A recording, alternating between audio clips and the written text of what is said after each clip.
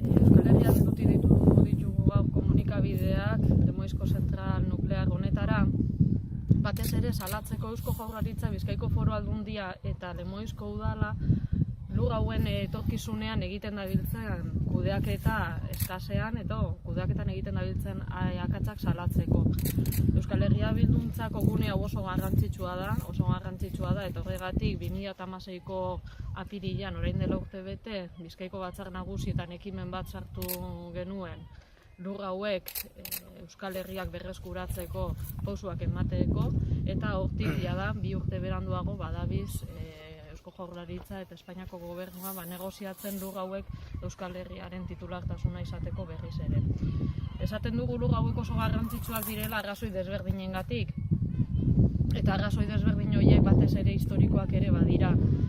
Herri honetan historia egin zen, herri honetan frankismoak inposatutako proiektu bat gelditu zen herri borrokarekin eta horrek gure herrian ezarri du nolabaiteko argitasuna.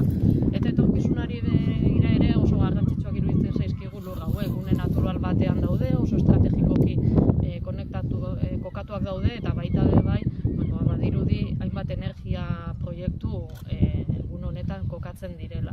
Eta horregatik iruditzen zaigu honen etorkizuna erabakitzerako orduan zehaztasunez eta arduraz kokatu behar dugula. Lemoizko zentral hau Euskal Herriko mapan puntu beltza da, baina itxaropen puntu bat ere bada eta gure Euskaldunon bihotzean beti lekutxoa gorde izango du hemen egin zuten herri borroka hau oso eredugarria izan zelako eta horregaitik askotan diogun Lemoizko herriarekin zorretan gaudela. Zorretan gaude beraiek lortu zutelako gelditzea zentral nuklear bat eta gure herrian, Euskal Herrian zentral nuklearrik martxan ez izatea. Puntu hori jarraiki, Euskal Herria Bilduk uste dugu zor historiko horren ordainetan Lemoizko herriak honen etorkizuna erabakitzerakoan hitza izan behar duela eta erabakia beraiena izan behar dela. Ezin dieguna da frankismoa martxan jarri zuen proiektu bat gelditu izan zuten eta orain ezin duguna da beste proiektu bat inposatu. Horregaitik Euskal Herria Bilduk aldarrikatzen duena da Lemoizek edo Lemoizko herriak berak ere izan behar duela erabakitzeko eskubidea lur hauen etorkizunaren inguruan. Bestetik baita ere uste dugu Iberdrolak ere erantzukizuna dauela lur hauen berreskuratzearen inguruan. Zergaitik diogu hori?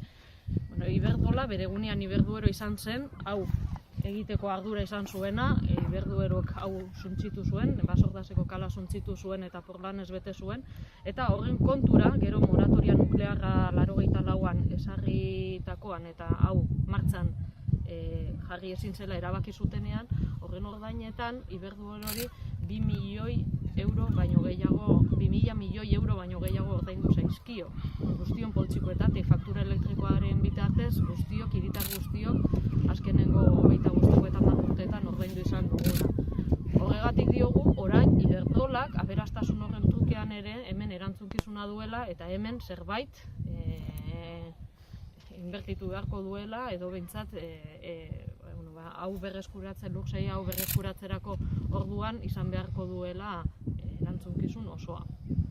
Bari dirudi, Eusko Jaurlaritza badagoela Iberdrolarekin negoziatzen 2018ko uztailean bukatzen zaion kontzesio hori orain bukatzeko, ahalik eta arinen bukatzeko, eta ez dugula ulertzen da ze interes duen Eusko Jaurlaritza kontzesio hori ahalik eta arinen bukatzea. Eta honek sortarazten digu alarma bat, eta alarma hori da arriskua ikusten dugula Iberdrolak hemen erantzukizunik, hau berreskuratzeko orduan erantzukizunik izan ez dezala. Uste dugu hori ez dela bat ere onargarria.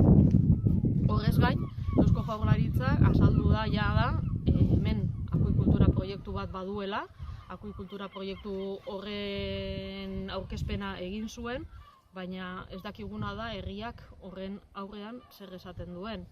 Esan dudan bezala, ezin duguna da proiektu arrotz bat inposatzea onartu eta uste duguna da Lemoizko herriak berak izan behar duela erabakia hemen zer egingo den. Baita ere, akuikultura proiektu horren inguruan edo beste edozein proiektu horren inguruan uste dugu Eusko Jaurlaritzak ez duela legedia betetzen. Hau da, legediak kostaldeko lurraldekako arlokako zatikako planak dionea da lur gauzai hau lehenengo eta behin berreskuratu egin beharko dela, eta berreskuratu ezin bada, horrekin edo ingurunea babestearekin bateragarria den proiektu bat egin beharko dela. Eta gu dakiguna da ez dutela azterketarik egin. Ez dute azterketarik egin jakiteko hau berreskuratu daiteken, Basordaseko kala berreskuratu daiteken, edo eta berreskuratzea ezinezkoa bada, zein proiektu izango den bateragarria ingurune hau babestearekin. Eta uste duguna da, etxea hortik hasi behar dela eraikitzen, hau da, azterketa hori egitetik, jakitetik hemen zer egin daiteken edo eta natura babestearekin egokiena ze proiektu izango den Basordaseko kala edo eta inguru guzti honetarako. Hori dela eta Euskal Herria Bilduk 3 erakundeetan, hau da, Legebiltzarrean, Bizkaiko Batzar Nagusietan eta Lemoizko Udalean ekimen batzuk aurkeztuko ditu eta ekimen horietan eskatuko duguna da lehenengo eta behin izatea titulartasun konpartitua. Hau da, honen jabetza eskuratzen dutenean, jabetza hori izatea Eusko Jaurlaritza, Bizkaiko Foru Aldundia eta Lemoizko Udalaren titulartasunekoa hirurena. Eta ez horiek Eusko Jaurlaritzaren zeren eta badirudi hori kudeatzen ari direla.